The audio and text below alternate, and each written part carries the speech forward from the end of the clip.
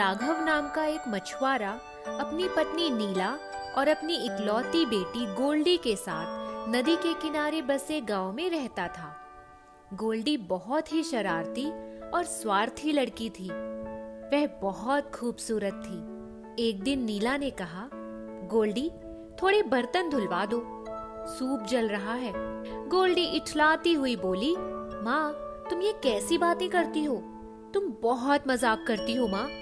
वह कभी भी किसी काम में अपने माता पिता की मदद नहीं करती थी, बल्कि हमेशा खेलती कूदती रहती थी। एक दिन सुबह उसने देखा कि उसकी माँ बहुत थकी हुई लग रही थी, तो उससे रहा नहीं गया। उसने माँ से पूछा, माँ, मैं कुछ काम करवा दूं? नीला ने कहा, हाँ बेटी, तुम नदी के किनारे जाकर मछली पकड़ने वाले जाल की जरा ठीक से मरम्मत कर दो, क्योंकि कल सुबह सुबह तुम्हारे बापू को मछली पकड़ने जाना है। गोल्डी बोली, ठीक है माँ। गोल्डी ने नदी के किनारे जाकर जाल उठा लिया और उसकी ऐसी मरम्मत की कि उसमें कोई भी छेद नहीं दिख रहा था। वह अपना काम देखकर बहुत खुश हो रही थी कि अचानक उसे नदी में छपाक की आवाज सुनाई पड़ी। तभी उसने देखा कि एक बड़ी सी मछली हवा में उछली। गोल्डी ने तुरंत जाल नदी में डाल दिया। वह तो मछली पकड़ना जानती भी नहीं थी, लेकिन उसकी किस्मत अच्छी थी कि मछली उसके जाल में आ गई। उसने कहा, वाह, तुम तो बहुत सुंदर हो। मछली बोली, तुम मुझे कोई नुकसान नहीं पहुंचाना, इसी में तुम्हारी भलाई है। स्वार्थी लड़की, मुझे पानी से बाहर मत निकालना, वरना मैं तुम्हें मछली में बदल दूंगी। गोल्डी ने कहा, हाँ हाँ हाँ, ये कैसा मजाक है। तभी उसकी माँ घर से बाहर निकली और बोली, गोल्डी, क्या हुआ? तुमने जाल की मरम्मत कर दी? तभी उसकी नजर जाल में फंसी मछली पर पड़ी। वह बोली, हे भगवान, गोल्डी, तुमने तो बहुत सुंदर मछली पकड़ी है। गोल्डी बोली, हाँ माँ, मैंने खुद पकड़ा है, और पता है, ये मछली बोलती भी है। उसकी माँ बोली, क्या? हाँ माँ, और अगर मैं इसे पानी से बाहर निकाल दूंगी तो यह मुझे मछली बना देगी। कितनी हैरानी की बात है ना? उसकी माँ बोली, इसे पानी में ही छोड़ दो, शायद ये जादुई मछली है। गोल्डी मचलते हुए बोली, नहीं माँ, मैं तो इसे जरूर पानी से बाहर निकालूंगी। यह कहते हुए गोल्डी ने मछली को जाल सहित पानी से बाहर खींच लिया और तभी मछली तुरंत जादुई चिंगारियों में बदलकर हवा में उड़ने लगी। मछली बोली, मैंने तुमसे कहा था ना, अगर तुम मुझे पानी में नहीं छोड़ोगी तो मैं तुम्हें मछली बना दूंगी। मैंने तुम्हें बार बार सावधान किया, पर अब तो बहुत देर हो चुकी है। अब तुम मछली बन जाओगी और हमेशा पानी में घूमती रहोगी। जादुई मछली को जो चिंगारी बन गई थी, उड़ते हुए वहां से दूर चली गई। गोल्डी तुरंत ही मछली बन गई। उसकी माँ रोते हुए बोली, नहीं, मेरी बच्ची नहीं। गोल्डी पानी में तैरते हुए चली गई और काफी दूर निकल गई। उसको पानी में जाकर थोड़ा अच्छा लग रहा था। वह धीरे धीरे तैरती हुई समुद्र की तरफ पहुंच गई, जो कि बहुत ही पास में था। समुद्र की मछलियों ने उसके उदास चेहरे को देखा और उसके नजदीक आई। वो सब उसके आसपास आकर इकट्ठा हो गईं और उससे उसकी उदासी का कारण पूछने लगी। गोल्डी ने उन्हें अपने साथ हुई पूरी घटना के बारे में सब कुछ बताया। वह बोली, असल में मैं मछली नहीं हूँ, मैं तो एक लड़की हूँ। थोड़ी देर पहले मैं एक लड़की ही थी। एक मछली बोली, अगर तुम्हें यह सब कुछ अच्छा नहीं लग रहा है तो हम सब के साथ भी यही हुआ है। अब खुश हो जाओ, तुम हमारे साथ हमारी मत्स्य कन्या रानी के पास चलो। हमारी मत्स्य कन्या बहुत ही अच्छी और दयालु है। गोल्डी को थोड़ा डर लगा, पर अकेले रह जाने के डर से उनके पीछे पीछे ही गहराई में तैरते हुए जल्दी ही समुद्र की तलहटी में पहुंच गई। एक मछली बोली, लो, आखिर हम पहुंच ही गए। गोल्डी ने वहाँ एक बहुत खूबसूरत महल देखा। वह महल देखकर उसे बहुत आश्चर्य हुआ। वह जैसे ही अंदर गई, मत्स्य कन्या रानी ने उसको देखते ही कहा, अरे वाह, तुम कौन हो और कहाँ से आई हो? गोल्डी पहले तो थोड़ा हिचकिचाई, लेकिन दूसरी मछलियों ने उसे आगे की तरफ धकेल दिया। उसने मत्स्य कन्या रानी से सब कुछ बताया। मत्स्य कन्या रानी ने कहा, मैं भी कभी एक लड़की थी, बल्कि यूँ कहूँ कि मैं एक राजकुमारी थी। मेरी शादी बहुत ही खूबसूरत राजकुमार के साथ हुई थी और कुछ ही दिनों में मैंने एक बहुत ही सुंदर राजकुमार शरद को जन्म दिया। वह दुनिया का सबसे खूबसूरत युवक था, पर अफसोस कि ये सब बातें बहुत पुरानी हैं। मेरा बच्चा अब तो जवान हो गया होगा और मेरे पति तो निश्चित ही बूढ़े हो गए होंगे। गोल्डी ने कहा, लेकिन आपके साथ क्या हुआ? क्या आपने भी जादुई मछली को चोट पहुंचाई थी? मत्स्य कन्या रानी ने कहा, नहीं, मैं ऐसा कभी नहीं कर सकती। जानवरों को चोट पहुंचाना गलत है और हमें ऐसा करना भी नहीं चाहिए। गोल्डी ने शर्म से अपना मुंह झुका लिया। मत्स्य कन्या रानी ने आगे बताया, एक बार जब मेरे पति अपनी प्रजा को संबोधित कर रहे थे, उसी समय एक दुष्ट चुड़ैल ने उनको देख लिया और उसी क्षण उन पर मुग्ध होकर उनसे प्रेम कर बैठी। उसको यह नहीं पता था कि उनकी शादी मुझसे हो चुकी है। वह अपने राक्षस भाई नट्टू के पास गई और उनसे कहा वह राजा के अलावा और किसी से विवाह नहीं करेगी। उसका राक्षस भाई नट्टू महल में आया और राजा को अपनी बहन से विवाह करने के लिए कहने लगा। जब उसे यह पता लगा कि राजा शादीशुदा है, तो वह बहुत क्रोधित हुआ। दूसरे दिन जब मैं सुबह बगीचे में गई, तो वह सही मौका देखकर वहाँ आया और उसने मेरे सर का मुकुट छीन लिया। उसने मुझे कस के पकड़ा और मैं हवा में उड़ने लगी। थोड़ी देर के बाद ही समुद्र के पास जाकर उतर गया। उसने कहा, ये मुकुट मेरी बहन का है, क्योंकि वो राजा से प्रेम करती है। मैं तुम्हें एक मछली में बदल दूंगा ताकि तुम कभी वापस ना आ सको।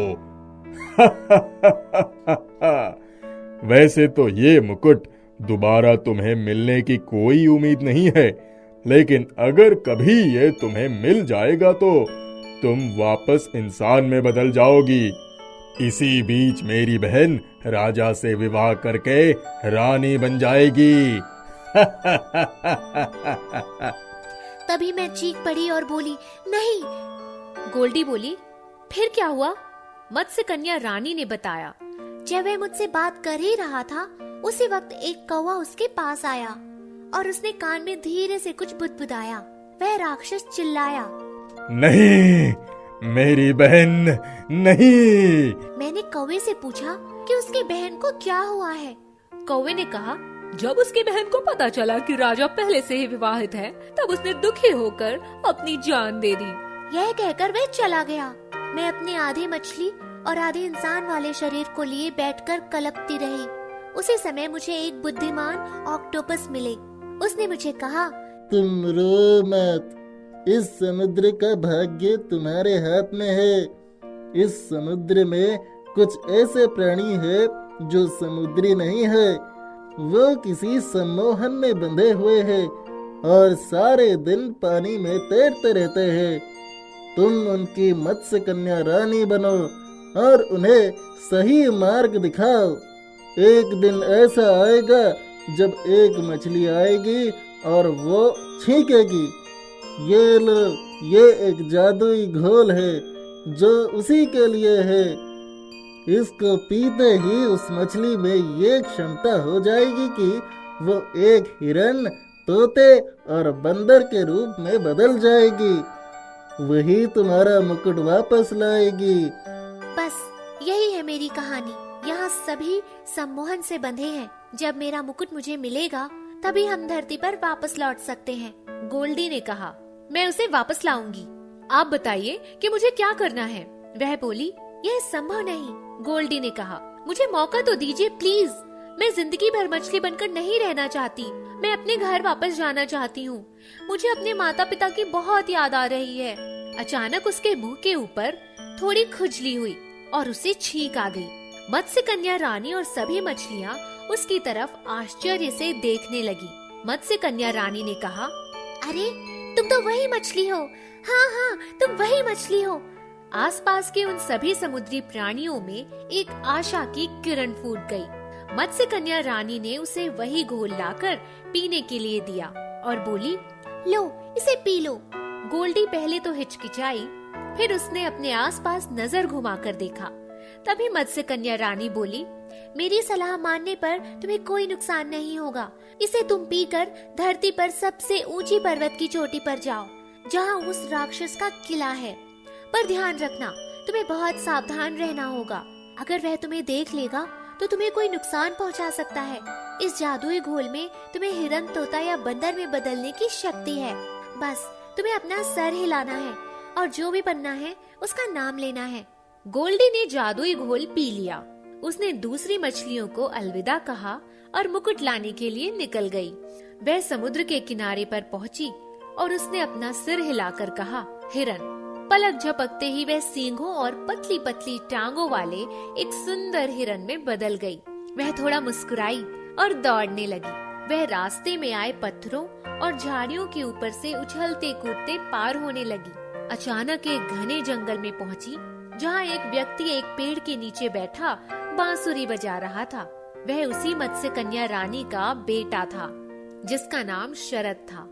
उसकी बांसुरी की धुन सुनकर उसके कदम अचानक वहीं रुक गए, क्योंकि उसने कभी इतना सुंदर पुरुष नहीं देखा था। वह कुछ बोली, तभी शरद ने अपने मुंह से बांसुरी हटाई और हिरन की तरफ देखने लगा, जिसकी आंखें चमक रही थीं और वह उसे सम्मोहित कर रही थी। कुछ ऐसा था जो उसने पहले कभी भी किसी हिरन को देखकर महसूस नहीं किया था। उसे ऐसा लगा जैसे वह इंसानी आंखें हैं। हिरन धीरे धीरे उसके सामने से निकलकर दौड़ने लगा। शरद ने सोचा, ये असली हिरन तो नहीं हो सकता। किसी भी हिरन की आंखें ऐसी नहीं हो सकती। या तो वह कोई परी या जादुई लड़की है। गोल्डी राक्षस नट्टू के किले पर पहुंच गई। उसकी सांस फूल रही थी। उसने अपना सिर हिलाया और बोली, बंदर। तुरंत ही वह बंदर बनकर पेड़ की टहनियों पर झूलने लगी और एक पेड़ से दूसरे पेड़ पर छलांग लगाते हुए उस कमरे में पहुंच गई, जहां राक्षस लेटा हुआ खर्राटे भर रहा था। गोल्डी ने सोचा, मुझे अपना रूप बदलना ही होगा, वरना वह एक बंदर को मुकुट कभी नहीं देगा। उसने अपना सर हिलाया और बोली, तोता। तुरंत वह एक गुलाबी रंग के सुनहरे तोते में बदल गई और कूदकर राक्षस के पास गई। जब राक्षस ने अपनी आंखें खोली तो गोल्डी ने कहा, मैं यहाँ मुकुट लेने आई हूँ। मुझे वो मुकुट अभी दे दो। तुम्हारी बहन अब मर चुकी है और वह मुकुट तुम्हारे किसी काम का नहीं। वह वापस नहीं आएगी। वैसे भी जिसे तुमने आधी मछली बना दिया था, उसके बीते दिन तुम उसे वापस नहीं लौटा सकते। नट्टू तो इस बात को पूरी तरह से भूल गया था जो उसने रानी के साथ किया था। वह बहुत उदास होकर बोला, हे प्रभु, मैं बहुत बड़ा बेवकूफ हूँ। उस रानी के बारे में तो मैं भूल ही गया था। ऐसा कहकर रोने लगा। गोल्डी बोली, कोई बात नहीं, अभी भी इतनी देर नहीं हुई है। तुम मुकुट मुझे वापस दे दो, मैं उसे मत्स्य कन्या रानी को दे दूंगी। वह बोला, मेरे प्यारे से नन्हे से तोते, ये लो मुकुट और रानी से कहना मैं अपने किए पर बहुत शर्मिंदा हूँ।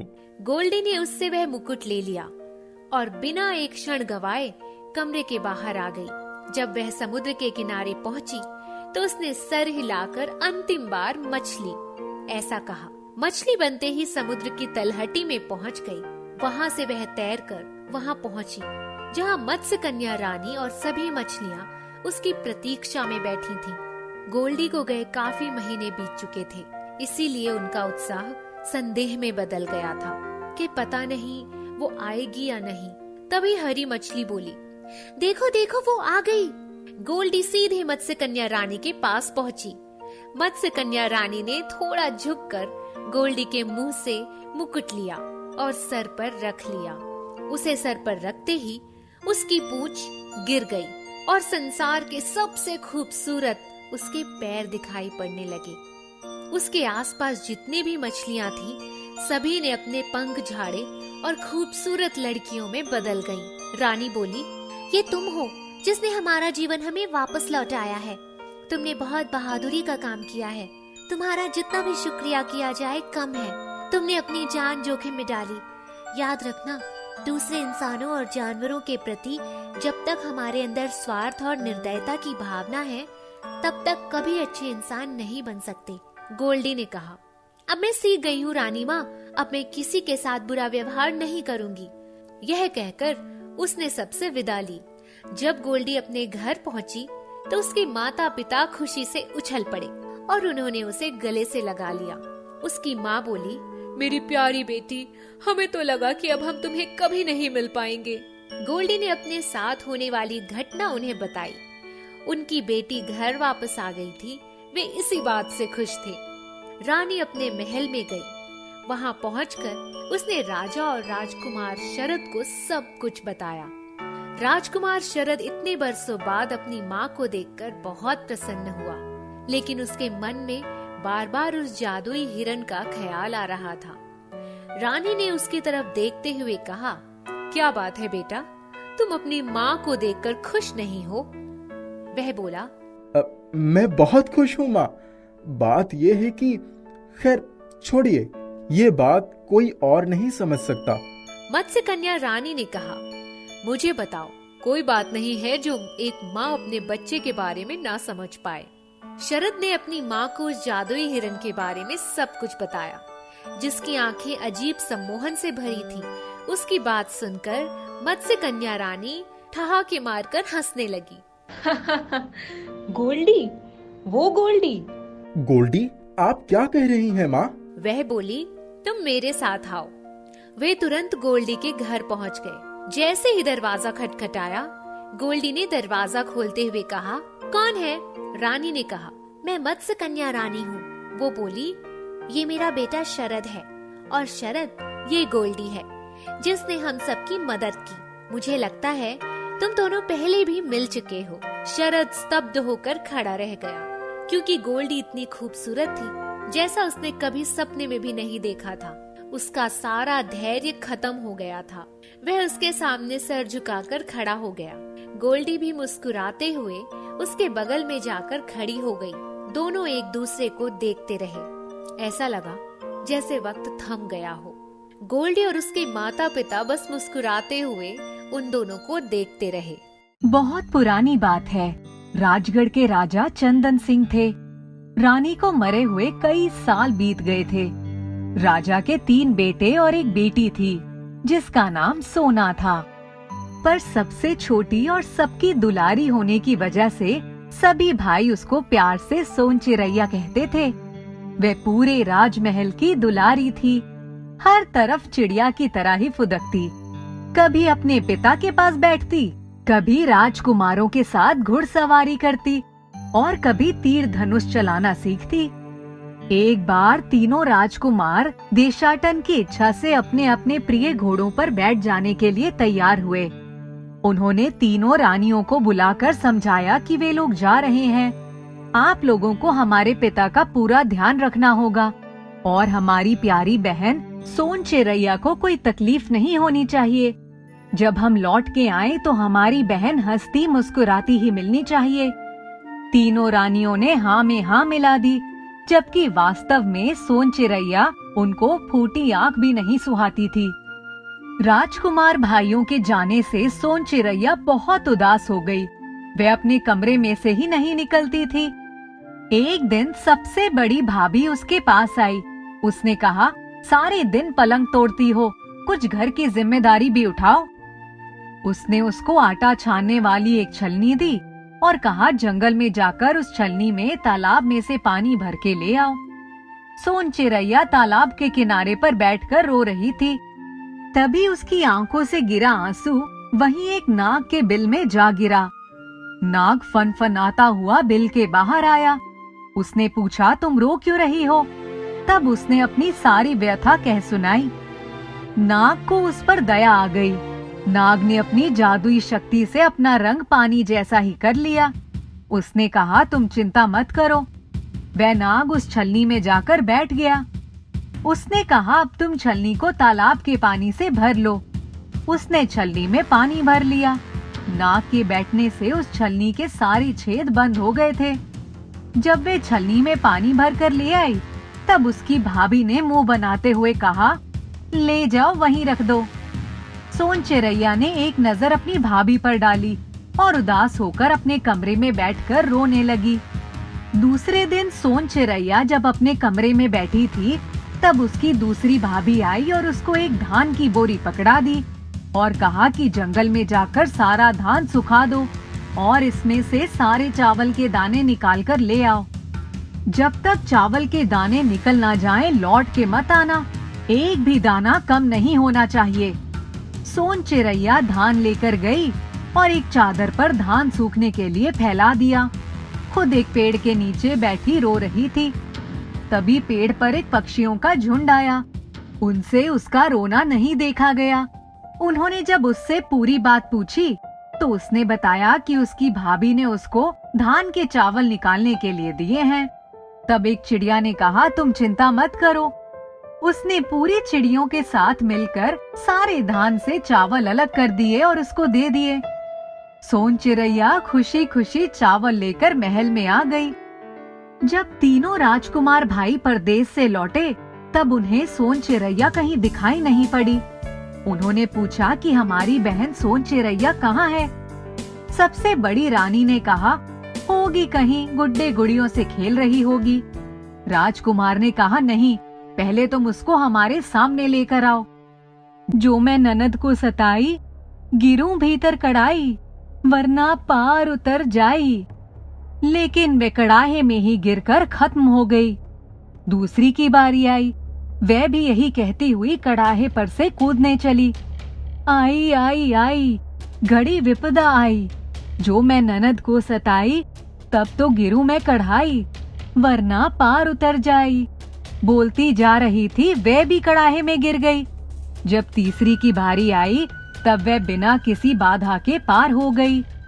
तीनों राजा के बेटों ने सोन चिरैया और छोटी रानी को अपने पास बैठा लिया। छोटे राजकुमार का राज्याभिषेक हो गया। सोन चिरैया का भी विवाह एक वीर और होशियार राजकुमार से हो गया। सब खुशी खुशी रहने लगे। इसीलिए कहते हैं, बुरे कर्मों का फल बुरा ही होता है।